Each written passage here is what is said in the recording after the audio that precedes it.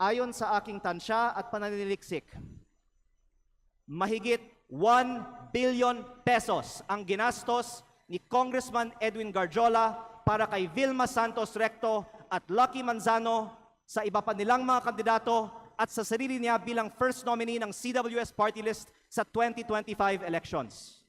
Sa aking distrito, ang tansya ko ay 150 million. At ayon sa ibang mga politiko, gumastos sila ng 200 o 300 million sa kanilang distrito. Kaya sa 6 na distrito ng Batangas, sinasabi ng iba na aabot ng 2 bilyon ang ginastos ni Recto at Garjola. Lalo't mas malaki pa ang ginastos sa Lipa.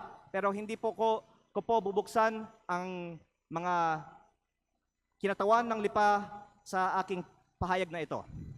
Pero sabihin na lang natin na 1 billion pesos ang ginastos ni Recto at Garjola sa 2025 elections. Noong April 16, 2025 naman, inimbita ako ni Congressman Garjola na mag-dinner sa kanyang bahay sa Punta Fuego na Sugbo sa aking distrito kasama si Secretary Recto na makikita sa mga picture na ibinahagi ko sa Facebook para hingin aking tulong para kay Vilma at Lucky. Pagkatapos, umikot ako kasama si Cong Garjola at mga tauhan ng mga Recto sa iba't ibang bayan ng aking distrito upang i-endorse ko ang V. Lucky sa mga leaders ko.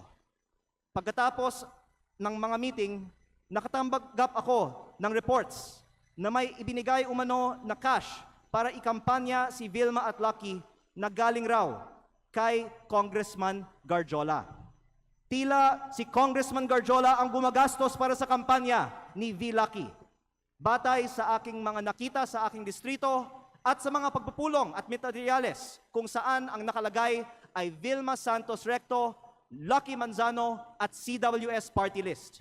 Ang ibang mga politiko sa Batangas ay pwede ding tumestigo na si Garjola ang gumagastos para sa mga Recto.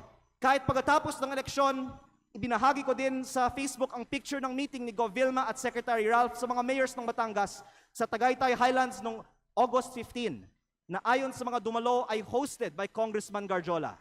Kung mali ang aking impormasyon, narito naman ang ibang mga kinatawan ng Batangas at pwede nilang sagutin ngayong araw na ito ang aking mga pahayag. O pwedeng magpatawag ang Kongreso ng pagdinig.